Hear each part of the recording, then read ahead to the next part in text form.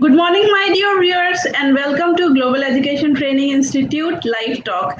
Hashtag Disruptive Education. This disruptive education movement was started by our founder director, Dr. Sunita Gandhi, solely with the aim to disrupt education and provide platform to edu leaders and other innovators to come to this platform and share their views. So, I would like to welcome our very special guest today, Dr. Seema Negi. Dr. Seema Negi, she lives by the principle of empathy and gratitude. She is Global Goodwill Ambassador and Edu Leader and the principal of Sanjeevani World School, Mumbai, India. Coordinator for SARC, Nations Regional Committee for Global Youth Parliament, Secretary Journal for India for Global Tech Talk Education, Advisor for Sports Academy Association of India, Territory Head for Association for Primary Education and Research, associated with many social and educational organizations worldwide, President Maharashtra Education Policy Council for WCCI, Women's Indian Chamber of Commerce and Industry. Her work is recognized by the World Book of Records UK on personal and professional category.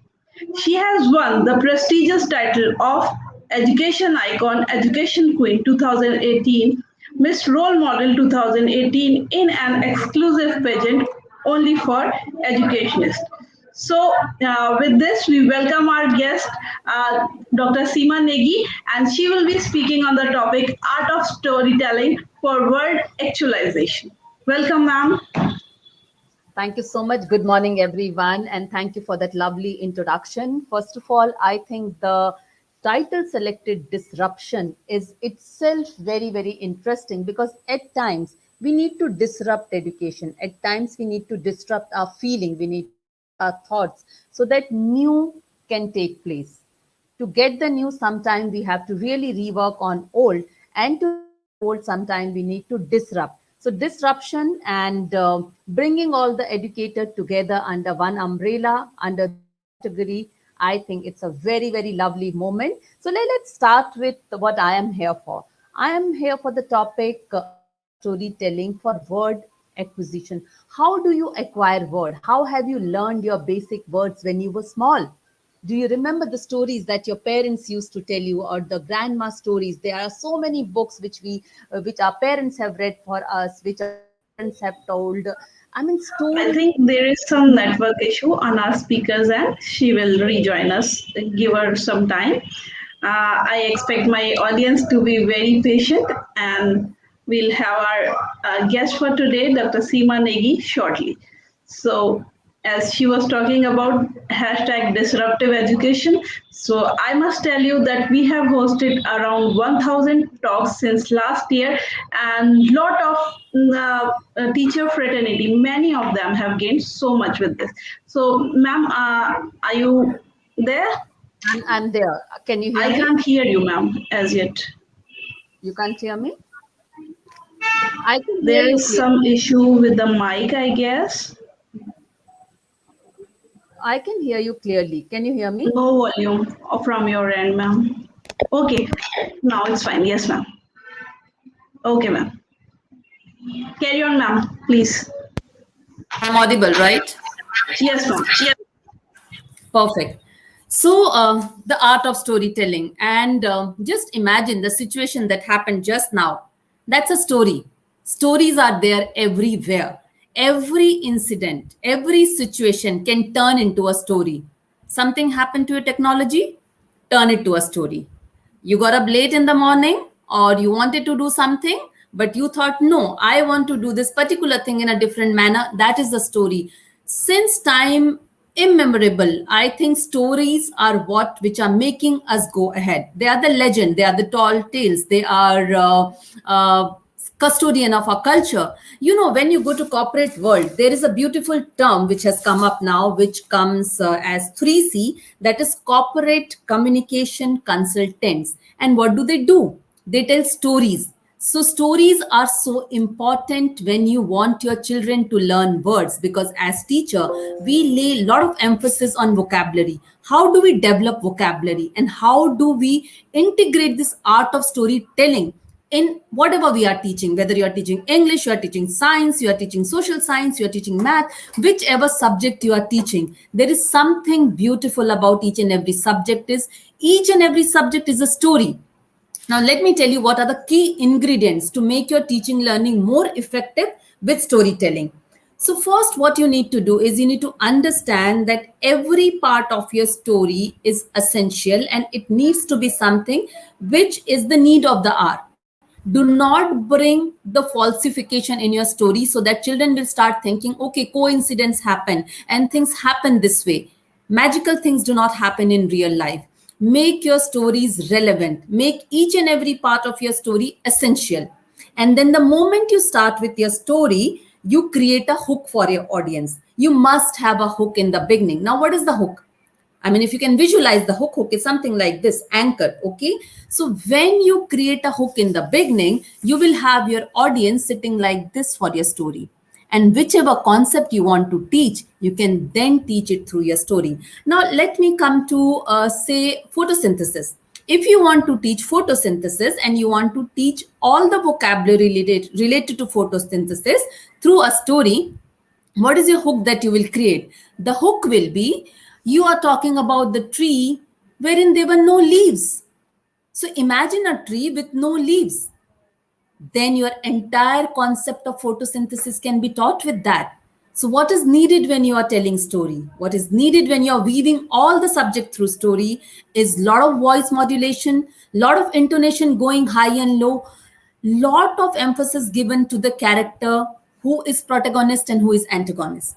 So this is how you have to go ahead. Now draw a theme around your story. What is your central theme? Always revolve around your central theme. So you have a central idea and everything revolves around that. And everything is interconnected. There is nothing which is in isolation. So when we teach vocabulary to our children, make it connected so that they can draw the connection and they can use it. Word acquisition is learning new words. Very, very important in pre-primary and also then in higher grades.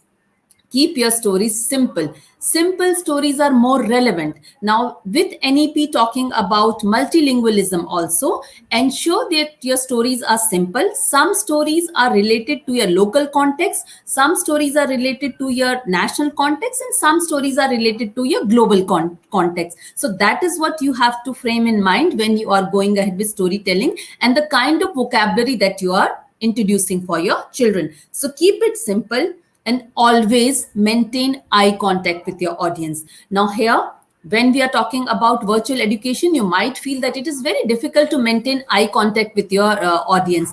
But what happens, you have to imagine that entire audience is sitting in front of you. So when I am looking at my own screen, I am visualizing that there are number of students sitting with whom I am communicating. And that is what is needed when we say eye contact. Physical audience, it is very, very easy. But with virtual audience, you might find it challenging. But the way you will train your mind, the more easy your story will become and the more better storyteller you will become, and the vocabulary will then become very, very easy to make your children understand, and you will be able to weave in the vocabulary together. Use vivid language. Okay, when you're talking about, say, the forest, the dense forest, use the words which will take them right to the land of fantasy, and they will take them to the land of technology, and they will bring it back to the land of the real world.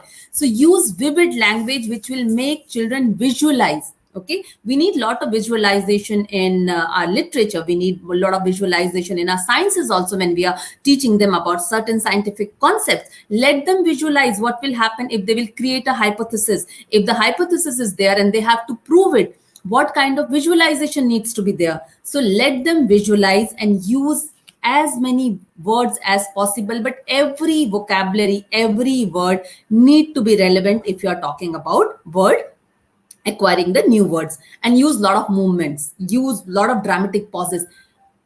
When to slow down, when to raise your voice, when to just pause for some time, and when to just speak in a go. You need to know that when you are teaching anything and when you are teaching it through storytelling, your pauses play an important role, and at the same time your movement plays important role. See, you cannot sit like this and say, okay, I'm going to teach you this concept and this is the story about this concept, or I'm going to teach you 10 new words through a story. You cannot be static for that. You need to be dynamic. You need to use a lot of movement. Your hands, your body, your eyes, everything needs to speak, not just the sentences, but it needs to come alive. Your screens need to come alive when we are talking about storytelling. Keep changing your characters, keep changing them. When you're teaching, say, whole numbers, your 0 will be a character, your 1 will be a character. You're teaching about integers, you're bringing your mathematical concept, plus minus multiplication. Make everything turn into a character and keep on changing them as per their role. That is what we need to do if we are dealing with conceptual learning of storytelling. If you are more firm about only getting the vocabulary developed, then ensure that your vocabulary has a rhyming scheme. Suppose if I say, we often say to our young learners, cat sat on the mat and then there was a bat and they decided that there was bat. So, we use this rhyming words so that the child feels, okay, these are the simplistic words, and the child get the connection with the words very easily. Though in pre-primary we call them CBC words. So the connection with the word has to come. It has to be real life thing. If you will talk about, say, black hole to a pre-primary child, the child might not be able to associate. But if you'll talk about black hole or Bermuda Triangle to a grade 7 child, okay, and then you will let them imagine, or you will bring the space world, or you will bring the mystery of Bermuda Triangle, then that is your conceptual learning along with your beautiful story, a story which is realistic. That is what we need to be very careful, that we need to tell the truth. When we are dealing with stories, we need to tell the truth, however difficult it might be, because storytellers cannot be just go around fantasy. Okay, because here we are not just talking about art of storytelling. We are telling that we have to acquire new word with the art of storytelling. So you are using storytelling in your English, in your math, in your science, in your social science, whatever subject it is. So make your character relatable. Suppose you're talking about, or you're teaching children about Ashoka, the great king, or about Maharani Lakshmi Bai. So you know the kind of words which are synonym to the bravery, which are synonym to bravery. These kind of words need to come: patriotism, integrity, human values. So okay, this particular class I can teach these many new words along with my concept. Now, have a story that provides answers to your problem. Okay, ensure that, okay, this is the problem. It can be a mathematical word problem, it can be a science problem, and let the story provide the answer. Then your teaching learning will become more mindful, more meaningful, and more enjoyable, because at the end of the day, we all want our children to learn new things, but we also want our children to be happy. It is not about just IQ, that is intelligence quotient. We are also dealing with our students' SQ, EQ, AQ, adversity quotient. So it is very important that when we are telling stories for new words, we are catering to all the aspects, okay? And keeping everything aside, what is important is HQ, happiness quotient. Is our child happy? Are the learners happy at the end of the 25 minutes or 35-minute session? If they are happy, learning takes place. Now, let me again come back to story. Story is something that appeals to all the senses of our learners. Okay, so story will, all the 5 senses will come alive. It will be kinesthetic, it will be auditory, it will be visual. So the senses will come alive when we are talking about story. And a story need to be trustable. Do not tell any story which a child will then go and Google and find out that there are no relation to that, because this generation is digital native. They want things which they can research about. Now, let me tell you, from, I think, ages, we are telling the story of hare and tortoise, how tortoise wins the race. And then the story came that, okay, next time hare won the race. And then next time, with collaboration, both of them were the winner. But then let's reflect on the story again, which is the new story that is there in corporate world. That is, when the hare was running, he all of a sudden realized, why is he running for? And then the inner voice said, you're running to win. Then again, there was inner conflict. And the inner conflict said, running to win. Today, it's a tortoise that has challenged you. Tomorrow, it will be a snake that will challenge you. Then it will be a lion. Then it will be a fox. Then a parrot. How many times are you going to run? Is life all about running? Is life all about proving that you are faster than any other animal? Or is life about living it meaningfully and mindfully? And then all of a sudden, the breeze came, and that nice breeze was like singing lullaby for the rabbit. And the rabbit realized it is beautiful green meadows, and he wanted to rest. Then the hardest of the stone became the softest of the pillow for him, and he just lied down. And when he lied down, he visualized how beautiful the world is and how he wants to live in this beautiful world. It is not about proving others how strong he is, how fast as he is. It is about proving to the world that how he is living his life the way he wanted to live and bettering himself each and every day, better version of his own self. That is what is needed. And then rest is history. There are so many versions of a particular story. So you have to select what do you want.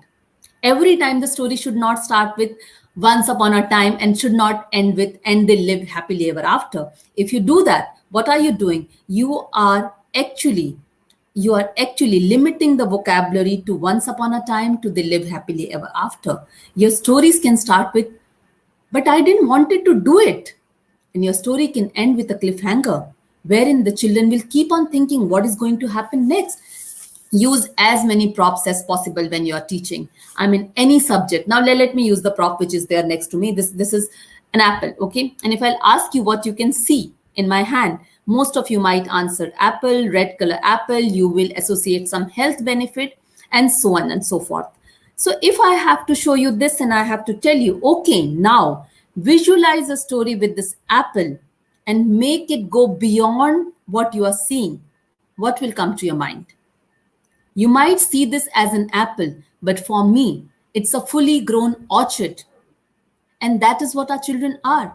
Our children have immense potential, and we can bring that potential out. So today in my story, 5 of my students can be the main character.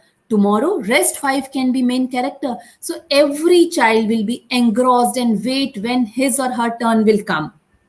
And then whatever you're teaching, again, see, we know what are our learning objective. We know what is the success criteria of our each and every chapter that we are teaching. But at the same time, we need to build on our students' vocabulary base.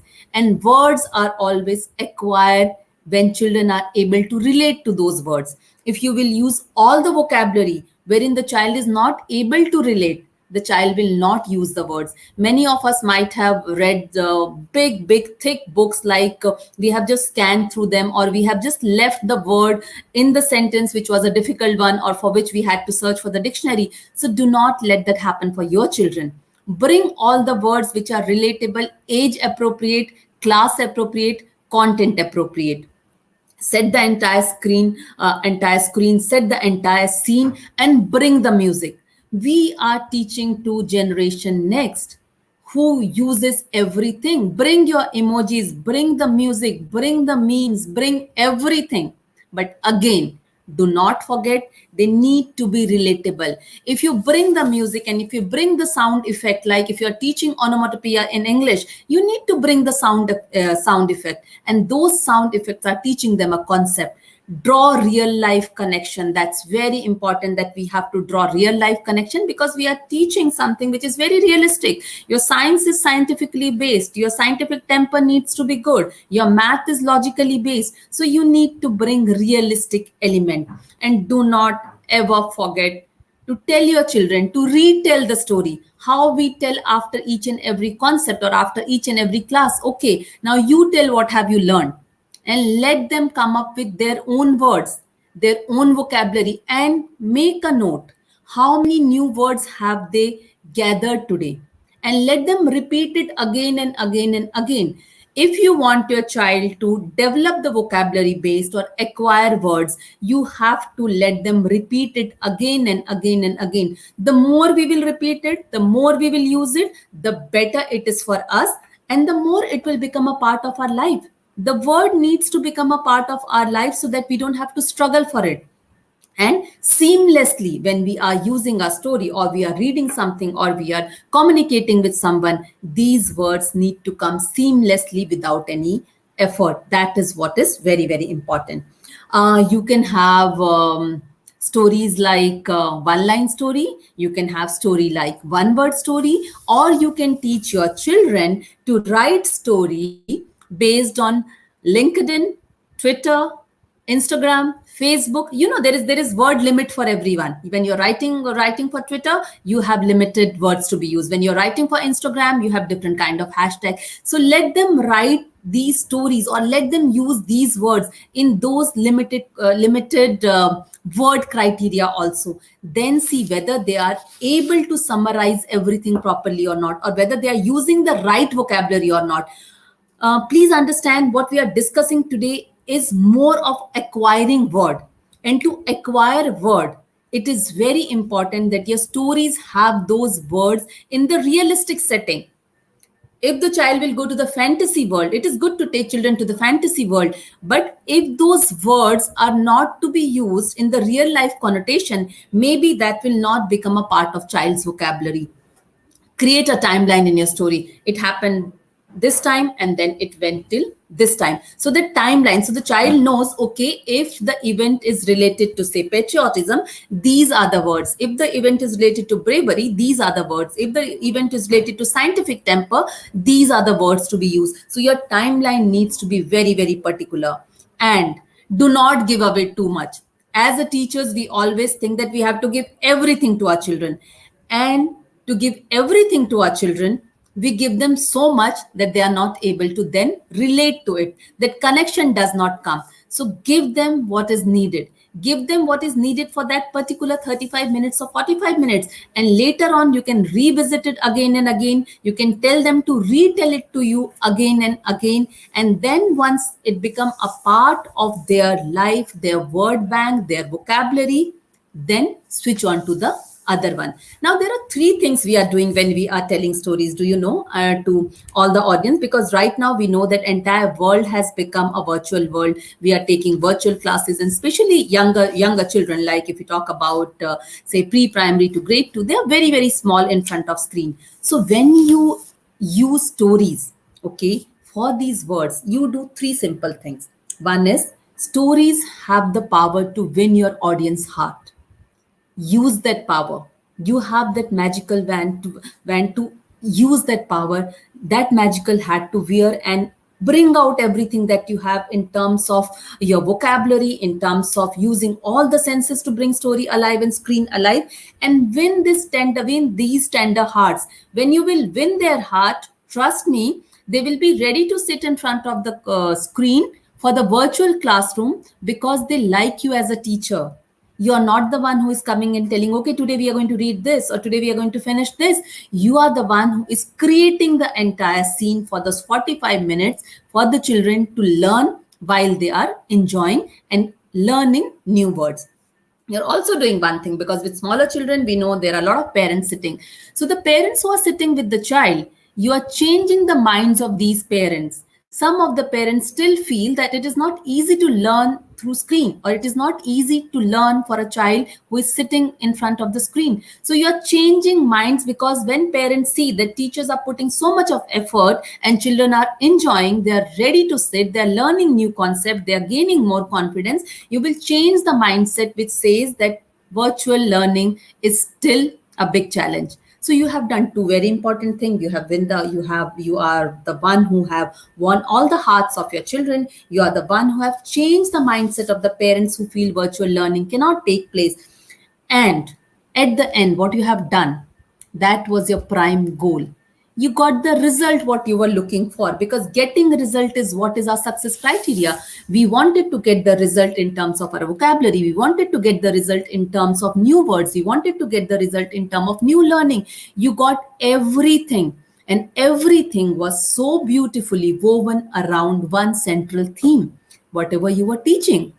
It can be animal world, it can be plant cell, it can be animal cell, it can be rational number, it can be integer, it can be trigonometry, it can be historical monuments, anything and everything. Stories are not limited to your value education period or moral education period, or to your English and Hindi or literature or any other languages. Stories have the power to teach any concept. Stories have the power to introduce these new words in very very harmonious way, wherein the child feel, oh, this word is so very important, and then that word becomes a part of child's dictionary. And that is what we want, right? At the end of the day, we do not just want to give. At the end of the day, we want to see whether our learner has taken it positively or not, and whether our learner is using it positively or not. So implementation happens, and that implementation, if done properly, gives you the right results in the form of happy learner, which is the need of the hour, because we are new age educators and we are teaching new age generation who does not only believe in your subject silos, but who believes that everything is holistically connected. And each one of us, we always say that we are preparing our children to become holistic learner, or we are preparing our children for the kind of futures which are going to come in future, and we are not aware of what will happen, the kind of profession that will come in future. So if we have to train them for that, we need to take care of few things, that we need to train them to become higher order thinking skills kind of human being, who think in a different manner, who has art of questioning, who has art of collaboration, who have art of communication. And storytelling, or introducing storytelling in your class when you're starting a new topic, is one of the best way to do that. When you open your textbook, any subject, you have the vocabulary column or you have difficult word column. Make those difficult word a part of your teaching learning through story, and then you will see how beautiful it becomes. So that is all from my side. All I want to say is storytelling is one of the highest order 21st century skill, and stories weave so many words together, and this is how it becomes very easy for the learners to learn the words. The more word a child knows, the better the child's vocabulary become. The better the child's vocabulary become, the more confident the child becomes to communicate. And when we talk about communication, this is your communication skill, or it's your communication skill which connects you with the other individual. When you will go in future also for any job interview, or you will go anywhere, sometime you have to introduce yourself in just 60 seconds. Those 60 seconds are so important, because those 60 seconds are displaying everything that you have to tell about yourself. So all the audience, if I tell you that you have to introduce yourself in 60 seconds, imagine and think and visualize, what are you going to speak? Here your vocabulary plays a major role. Here your communication skills play major role.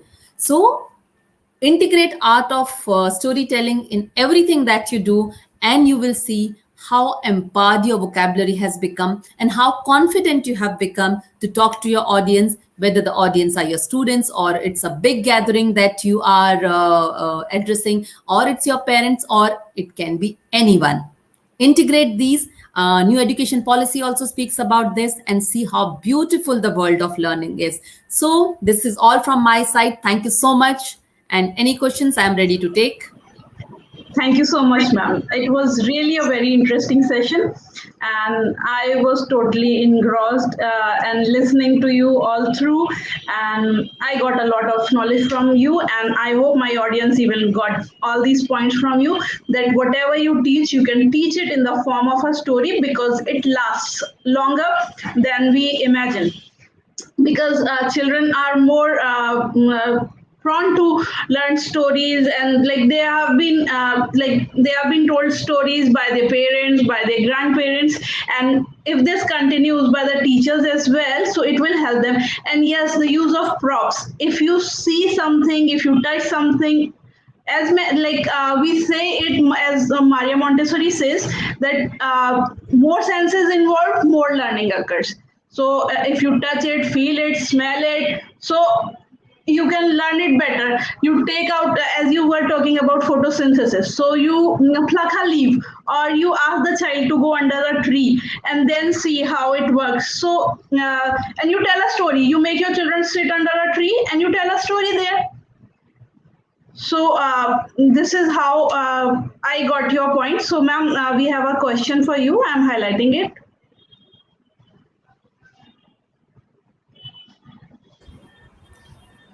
So the question is, could you please explain what are the creative tips to improve our English communication effectively? So I'll take this question. Yes, ma'am. Okay, now, Abdul, wonderful question. First of all, see, more than English communication, you need to be an effective communicator, whichever language you are speaking. Okay. Once you develop the kind of confidence that yes, you are communicating effectively, whether it's English or it's Hindi, then you start making your base strong for English. Okay.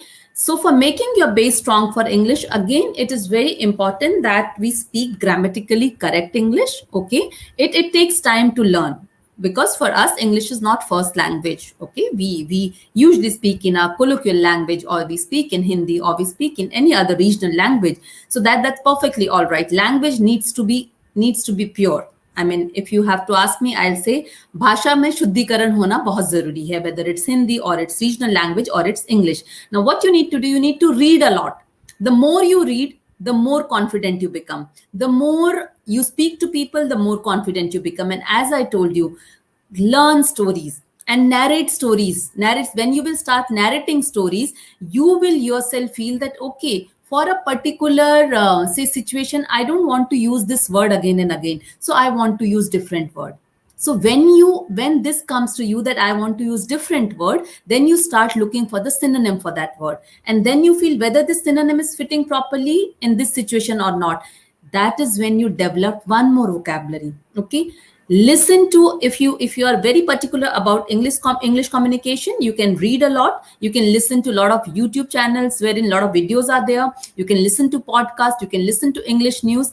But at the end of the day, you need to communicate. The more you communicate with people, the better communicator you will become.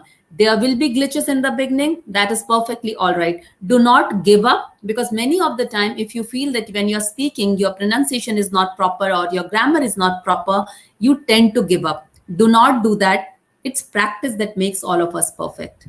So keep on practicing for that. Thank you, ma'am, for answering this question. And I request my audience, if they have any other question, they can type in the chat box. Your session was like really very fulfilling for me, and I don't have any questions. What I think is I need to go and practice these things. At least I can practice this with my daughter and teach her with these ideas of yours. So with this, we come to an end of this session. Thank you so much, ma'am, and I thank my audience. So have a very good day. Bye bye, ma'am. Thank you so much. Thank you to the lovely audience. Have a lovely day ahead. Thank you so much. Thank you. Thank you, ma'am. Bye bye. Bye.